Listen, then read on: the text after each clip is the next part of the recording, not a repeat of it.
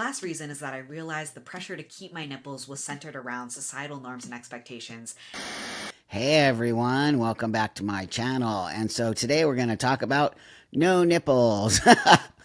I mean, seriously, no nipples. Now, that being said, this is all my opinion as a person who transitioned a long time ago in order to look like a man. So I just want to say this. You can do whatever you need to do with your body. I completely understand that. But that's, to me, different than what a transsexual does. So let's get into this. But before that, I always like that you like and subscribe and help this channel move forward because without you, I cannot do this. So today I have picked out some videos that I feel kind of represent what I am a little bit concerned about. And I think a lot of us are concerned about in the trans community, but it seems like nobody really wants to talk about these kinds of things. So with that, let's start with this first video that I found. There were three main reasons that I decided to go with no nipples when I had top surgery. First, and the most important, being that I just like the way it looks. I think it's cool. I think of it as a body mod more than anything else, and a pretty unique one at that. I also don't really care to ever be stealth, so that wasn't really a concern for me. The second big one was to do with the surgery itself and the healing process. I have quite a bit of anxiety about surgery and medical procedures, and opting out of getting my nipples reattached was only going to make the process easier. The third biggest one, funny enough, was for the sake of having like uninterrupted tattoo space. I don't have any specific plans, but I plan on being very heavily tattooed one day, and it's nice to have that just like blank canvas. This might be getting a little personal, but it is a concern for some people. I didn't really care for my nipples before. I didn't dislike them. I didn't care. And I didn't really like nipple sensation, which isn't something that's even guaranteed to have after top surgery, but I didn't really care for it before, so I really wouldn't have cared for it after. But the biggest reason, again, and the most important, is that I just like it. I think it looks cool and wacky and weird. So the person said everything I have always said. Body modification. This person said it right there. They want it because it's body modification. It has nothing to do with being a transsexual at all. It has nothing to do with having gender dysphoria, having any of that stuff. It has to do with this person wants to look weird and wacky and different. And honestly, I have no issues with that, especially if you're an adult. I don't know how old you are, but especially if you're an adult, you can do whatever you need to do with your own body. But I wish more people in that trans mask community would be more honest about the difference between a person like myself, who is a transsexual, who has gender dysphoria and wants to look and act and walk the world as male as possible, including my chest. So that being said, this is where I want to show you the difference between a transsexual man and a trans mask, or somebody who's doing body modification and choosing to not have nipples. I still have a little bit concern with why so many young people are not, but he also said that he's never going to be stealth, which, if you don't know what that means, he's just not going to be worried that people know that this person is a biological female and doesn't care that people know that they are trans mask or any of that stuff. I actually do care about that. So that being said, that's why I wanted to open with this one, because I think it's very important that you see that at least this person is being honest about body modification, and that it's not necessarily that they have the specific kind of gender dysphoria where you want to not be a female anymore and you want to live your life as a male. The next thing I wanted to bring up here is this surgeon, and he's all over TikTok. And so let's listen to what he says, and then let me just comment on this. So here we go. Hi, Dr. Tony here. And the question is, do I have to have nipples after chest reconstruction? I have several patients that have elected not to have nipples, and they have a multitude of reasons. But whatever the reason, doesn't really matter. It's your body, and it's your communication with your surgeon that will allow you to determine what your best options are for the results that you want. Some of my patients are planning a large tattooed chest piece to cover up the incision, And, obviously nipples will disrupt that, and they're not particularly interested in nipples or the sensation. A lot of patients just don't want the nipple wrinkle. They have tight t-shirts and they've got this thing that pops out of them, and they just don't like that. They want a perfectly smooth chest, especially when they're wearing a tight t-shirt. And again, if they decide they want nipples later, there are tattoo artists, they're magnificent. They can create a three-dimensional nipple where if you're just standing across the table from one another, you would never know they were tattooed on. Regardless, there are many options available to you if you just don't want nipples.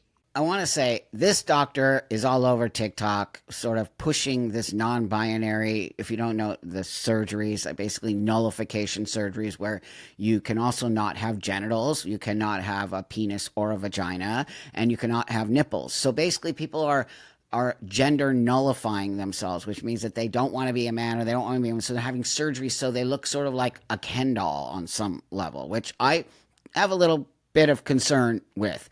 Secondly, I wonder if these doctors are asking these patients for any type of therapy letter. So here I'm going to sound old because I am, but I came through a very safe system. And for me to get my top surgery, I had to bring my surgeon, a letter from my therapist stating that they believe that I have gender dysphoria and that we can move forward with the surgery. It was a whole system that I went through in order to keep me safe and sane on some level. I will probably guess to you that none of these people have brought a letter to the surgeon. I also don't know how old a lot of these young people are. They look pretty young to me. They look in their early 20s, and some of them even look younger than that to me. And so I'm not really sure if you can make such a huge life-changing choice as not to put nipples on. And so when you say to me that some people just don't like their nipples, I wonder why you don't like your nipples. And when the doctor also says, well, they don't care to have any, it's an erogenous zone. Okay? Or I don't like the way they feel. I don't like, well, there's a reason why. Let's talk about why you don't like that. Okay? Instead of just saying, okay, well, let's just get rid of it. Even for me, when I was going through therapy, there's a reason why I didn't like to be this way. And we had to get down to why that was. And at 30, could I make the choice to make this irreversible transition here? So what I'm trying to get at here is that I do agree that you should be able to make these choices, but I wonder how the long-term effects of not having nipples are going to affect you when you become 30 and 40 years old. Third, tattooing nipples on is not the same as having nipples. And most of the people that I found on TikTok all stated that they just didn't want to deal with the long process of recovery. And that also says something to me. That means to me like you're just not committed to taking on this is a whole commitment here of taking on the long-term recovery. It's not only a physical recovery, it's a mental recovery as well. So I found this next one here. Hi friends, just wanted to let you know that it's been about 5 months since I had my surgery, my top surgery with Dr. Melissa Johnson, and I couldn't be more excited with how my results are turning out. I honestly don't do much for scar care because I can hardly take care of myself most days. Okay, that one I was a little bit concerned with because they're even admitting that they even can't take care of themselves most days. And I will be a little judgmental about the way this looks. This is not a normal way.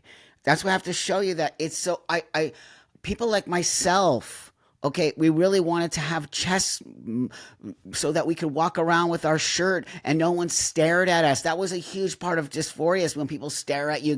Can they tell if you're a man or a woman? That's the difference between people who are doing this stuff and people like myself who want to blend into society. You're never going to blend into society. People are always going to stare at you when you take your top off. And the fact that you even stated that you can't even take care of yourself most days, yet you're doing something like this to your body, that has me concerned. Do you think this person even has mental health care? I will probably bet you no, they do not. This one I found next, I think is very important part of this conversation. So let me bring this up. Okay, don't fight me on this because I know a lot of you trans like to tussle, but in my opinion, Everyone's getting top surgery. Everyone's getting top surgery now, right? No one's gonna say it or ask the question, so I might as well. Is this for clout, especially for social media, or is this really what you guys want to do? Now, I'm not saying to all people, just some people, but it feels like it's starting to be a trend. Everyone's doing it now. So I'm just asking the question.